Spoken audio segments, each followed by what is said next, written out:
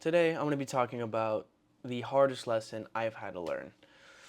I've had a lot, I've had a lot, and I mean a lot of really, really hard lessons to learn in my life, but I'm gonna guess that this one is probably the hardest one for me to get over, mainly because I still haven't fully gotten over it. And it's kind of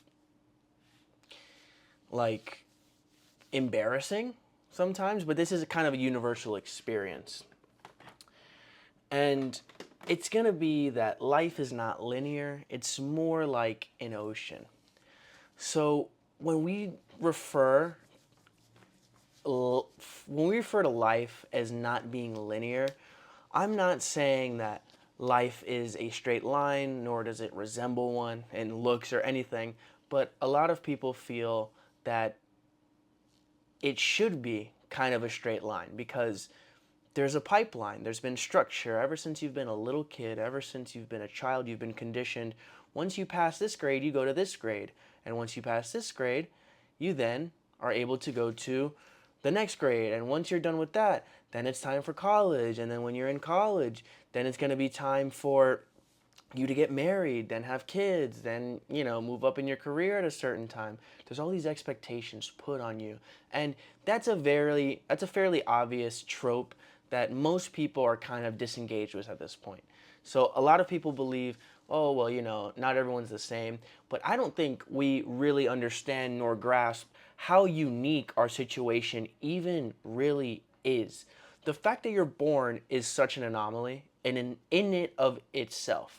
The fact that you're here, the fact that you've been born is absolutely nuts because the chances of a sperm cell, aka you, being able to go into an egg, you could have been here, but as a different person. Like a different version of you would have been here. And you're here now. You're living. And now you think that you're supposed to be just like everybody else.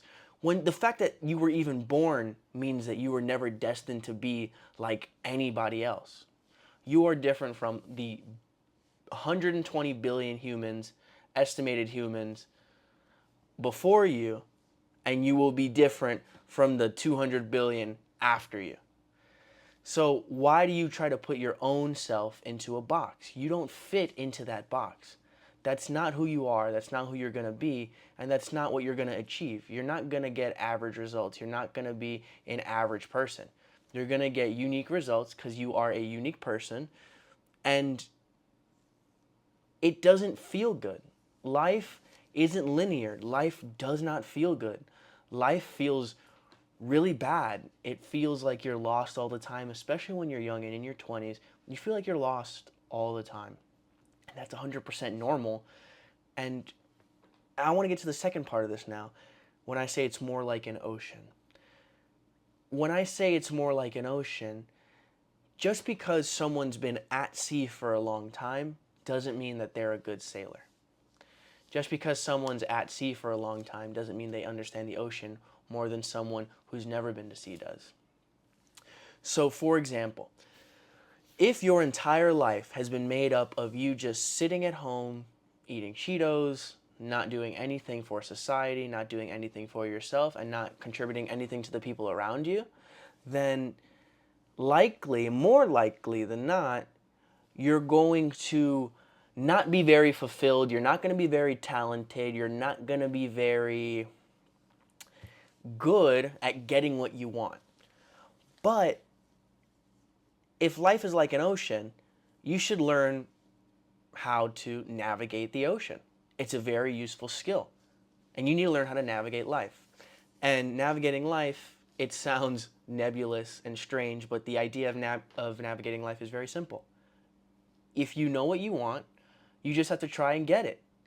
You need to learn how to get what you want. It's a very, very simple concept, yet most people get it wrong. Either they get it wrong in the sense that they don't know what they want, or they misattribute what they want to what other people expect of them.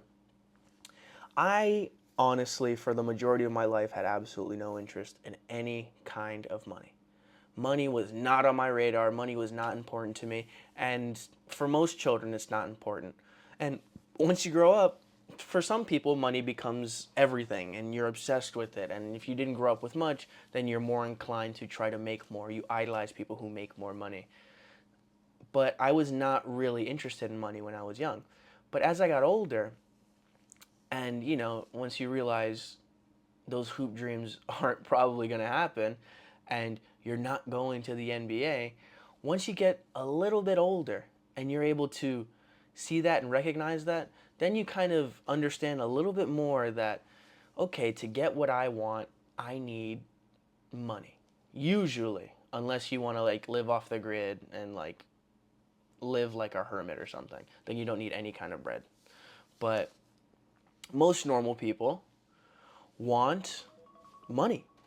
They need money. And I needed to learn how to get more money because I wanted to learn how to get what I wanted in life. It sounds simple, it sounds stupid, but it's absolutely true. That's basically to say you need to be your own pilot. You need to learn how to navigate the seas, how to navigate the ocean, how to navigate life. What's important to you? Find some values, stick to those values.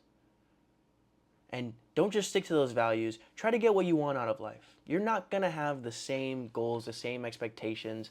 You're not going to have the same virtues as the person next to you. So stop trying to fit into this ideal that you keep hearing. You need to be married by 25, kids by 30, house by 21. Doesn't matter. The fact that you're even here is so rare. So don't try to fit into a box because there's a little bit of pressure on you. Learn how to navigate life. Learn how to be a sailor. Learn how to push yourself in the direction that you think you want to go. Life is hard.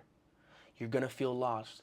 The older you get, the more you realize that everything around you was built by people not smarter than you. That's pretty much it. If you liked the video, subscribe, and thanks.